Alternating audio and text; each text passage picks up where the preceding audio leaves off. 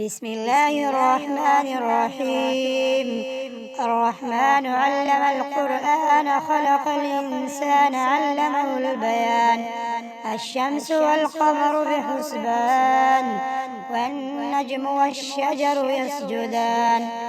والسماء رفعها ووضع الميزان ألا تطغوا في الميزان وأقيموا الوزن بالقسط ولا تخسروا الميزان والأرض وضعها للأنام فيها فاكهة والنخل ذات الأكمام والحب ذو العصف والريحان فبأي آلاء ربكما تكذبان خلق الإنسان من صلصال كالفخار وخلق الجان من مارج من نار فبأي آلاء ربكما تكذبان رب المشرقين ورب المغربين فبأي آلاء ربكما تكذبان مرج البحرين يلتقيان بينهما برزخ لا يبغيان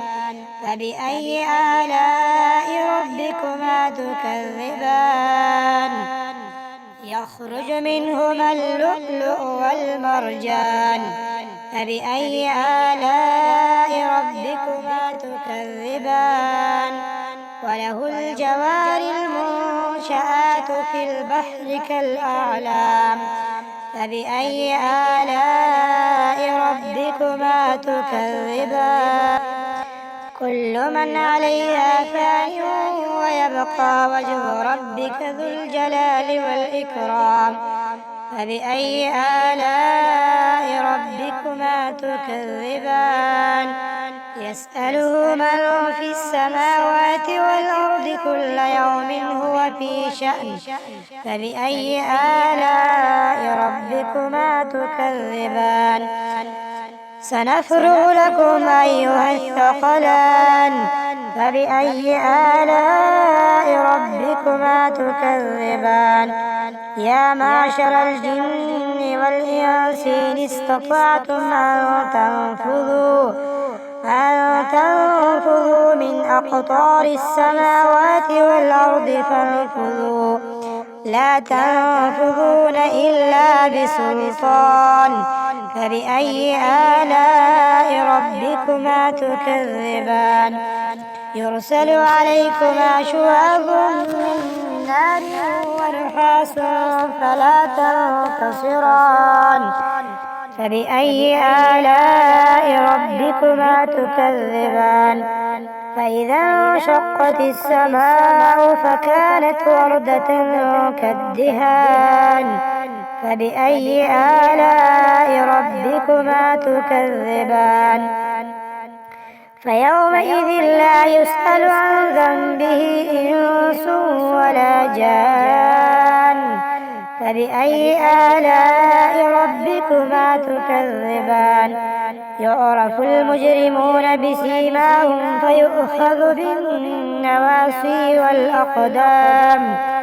فبأي آلاء ربكما تكذبان هذه جهنم التي يكذب بها المجرمون يطوفون بينها وبين حميم آن فبأي آلاء ربكما تكذبان ولمن خاف مقام ربه جنتان فبأي آلاء ربكما تكذبان ذواتا أفنان فبأي آلاء ربكما تكذبان فيهما عينان تجريان فبأي آلاء ربكما تكذبان فيهما من كل فاكهة زوجان فبأي آلاء ربكما تكذبان متكئين على فرش بطائنها من استبرق وجنى الجنتين دان فبأي آلاء ربكما تكذبان فيهن قاصرات الطرف لم يطمثهن إنس قبلهم ولا جان فبأي آلاء ربكما تكذبان كأنهن الياقوت والمرجان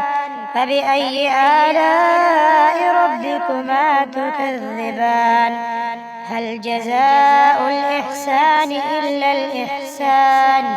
فبأي آلاء ربكما تكذبان ومن دونهما جنتان فبأي آلاء ربكما تكذبان